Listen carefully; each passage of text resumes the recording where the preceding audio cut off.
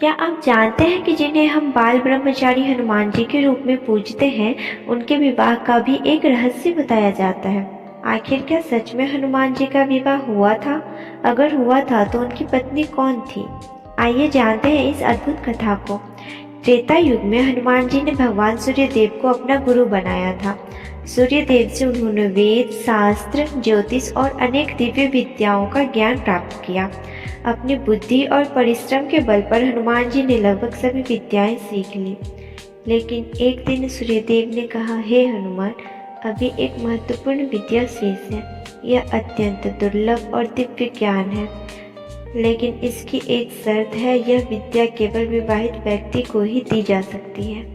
यह सुनकर हनुमान जी चिंतित हो गए। उन्होंने विनम्रता से कहा, गुरुदेव, मैंने तो जीवन में ब्रह्मचर्य का पालन करने का संकल्प लिया है।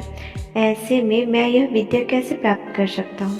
तब सूर्यदेव ने समाधान बताते हुए कहा, मेरी एक दिव्य पुत्री है जिसका नाम सुवर्चला है। वह अत्यंत तेजस्वी, विदुषी और तपस्विनी है। यदि तुम उससे विवाह कर लो तो यह विद्या प्राप्त कर सकते हो। हनुमान जी धर्म और ज्ञान की महत्ता को समझते थे, इसलिए उन्होंने सूर्यदेव की आज्ञा का सम्मान करते हुए सुवर्चला देवी से विवाह स्वीकार कर लिया। कहा जाता है कि विवाह के बाद भी हनुमान जी और सुवर्चला देवी ने सांसारिक जीवन नहीं अपनाया। दोनों ने अपना जीवन तप, साधना और धर्म की सेवा में समर्पित रखा।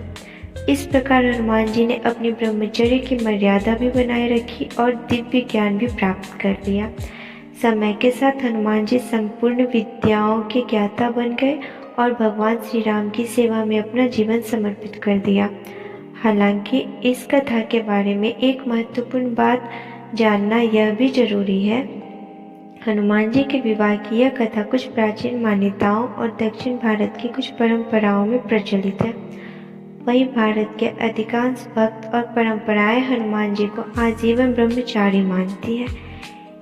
इसी कारण बहुत से लोगों को हनुमान जी के विवाह की इस कथा के बारे में जानकारी नहीं होती।